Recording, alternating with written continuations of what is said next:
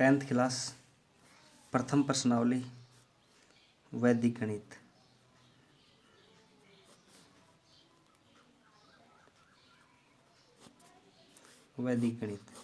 वैदिक गणित को दो पार्टों में बांटा गया है इस बार।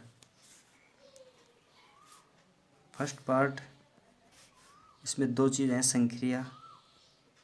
संक्रिया में है एक तो गुणा और दूसरा भाग।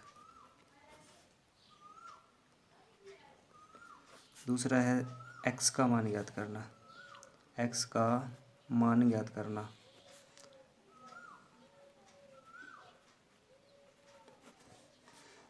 संक्रिया में गुणा और भाग दोनों को अलग अलग कर लिया जाए। गुणा और दूसरा भाग। गुणा की विधियां यहाँ पर एकाधिकेन,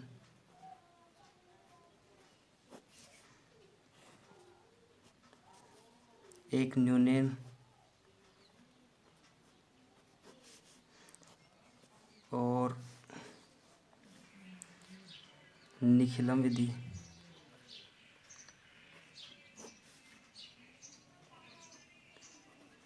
मुख्य रूप से ये तीन विधियां होंगी और भाग की दो विधियां होंगी, तीन विधियां होंगी। निखिलम,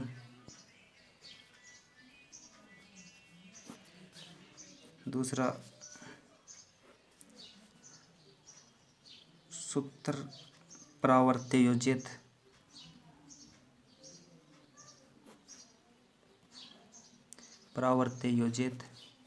और तीसरी विधि होगी इसमें, तीसरी विधि का नाम होगा ध्वजांक विधि। इस प्रकार से गुणा में तीन चीजें हो सकती हैं। एक तो सीधा गुणा,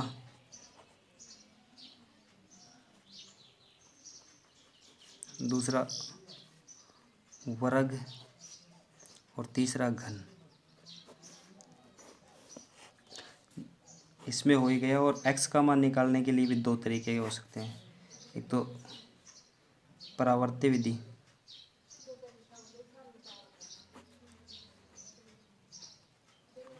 और दूसरी सूत्र शून्य साम्य समुच्चय।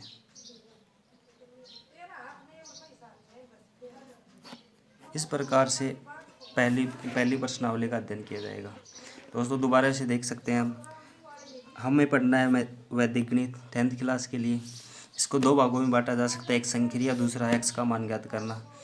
संक्रिया में दो चीज़ें आएंगी, गुणा और भाग। गुणा और भाग दो अलग अलग चीज़ें हैं। इन दोनों में गुणा को तीन विधियों से हल किया जाएगा, एकाधिकन, एक न्यूनन, एक निखिलम विधि।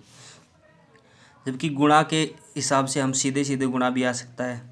दूसरी चीज़ आ सकती है एक वर्ग ज्ञात करना किसी का, या फिर घन ज्ञात करना। इसी प्रकार भाग में तीन विधियां होंगी। निखिलम विधि से भाग आ सकता है, सूत्र परावर्त्य योजित विधि से भाग आ सकता है और ध्वजांक विधि से भाग आ सकता है।